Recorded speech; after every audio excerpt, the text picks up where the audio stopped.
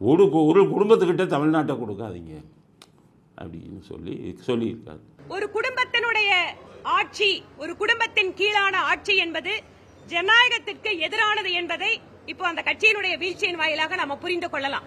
எப்பவுமே ஒரு குடும்பத்தை கையில ஆட்சியை கொடுத்தோம்னா எந்த அளவுக்கு அது ஜனநாயகத்திற்கு விரோதமா இருக்குங்கிறது காங்கிரஸ் சிறந்த உதாரணம். இப்போது பீகாரிலேயும் அதை பார்த்து கொண்டிருக்கிறார்கள்.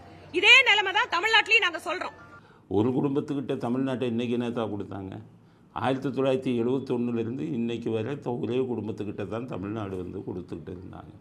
ஏதோ இறைவன் எம்ஜிஆருங்கிற ஒரு மனிதரை கொண்டு அதுக்கு இதை போட்டாங்க, பிரேக் தடைக்கலாக நின்னார். அதனால் 10 வருடங்கள் இந்த திமுக குடும்பத்திலிருந்து தமிழ்நாடு காப்பாற்றப்பட்டது. அதுக்கப்புறம் ஜெயலலிதா ஒரு 15 வருஷம் காப்பாற்றினாங்க. அதனால் ஒரு குடும்பத்துக்கு கொடுக்காதீங்க தமிழ்நாட்டுன்னு சொல்கிறீங்க. இந்தியாவே ஒரு குடும்பத்தில் கொடுத்துருந்தாங்களே. நேரு குடும்பத்தில் தானே இன்றைக்கி வர காங்கிரஸுங்கிறது இருக்குது.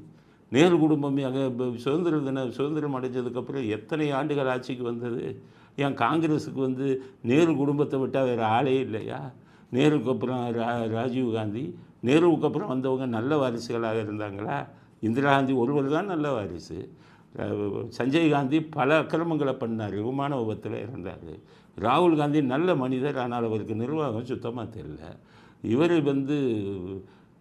ராஜீவ்காந்தி. இப்போ ராகுல் காந்தி என்ன? ராகுல் காந்தி ஊராக சுற்றிக்கிட்டு இருக்காரு. இங்கே ரிசல்ட் இப்போ இங்கே ஐரோப்பாவில் சுற்றிக்கிட்டு இருக்காரு. ஸோ இவர்கள் தான் நாட்டை ஆடுறவங்களுக்கு தகுதி படைத்தவங்களா?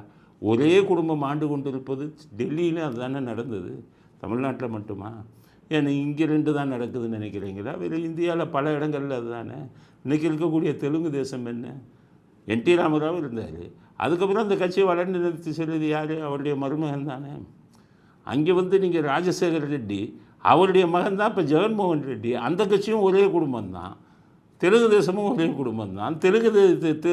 தெலுங்கானாவில் இருக்கக்கூடிய சந்திரசேகர் ராவ், அவர் பொண்ணு தான் ஆட்சி அங்கே முடிவுகளை எடுக்கிறார். அதுவும் ஒரே குடும்பம்தான். அகிலேஷ் யாதவ் யார்? முலாயம் சிங் யாதவ் உத்தரப்பிரதேசத்தில் ஒரே குடும்பம்தான் அந்த கட்சி வச்சு நடத்திக்கிட்டு இருக்குது. இந்தியா முழுவதும் அல்ல, ஒவ்வொரு மாநிலத்திலும் ஒவ்வொரு குடும்பத்தின் ஆட்சி நடந்து கொண்டிருக்கிறது. தமிழ்நாட்டிலையும் அதுதான் நடந்துக்கிட்டு இருக்குது. 71 இருந்து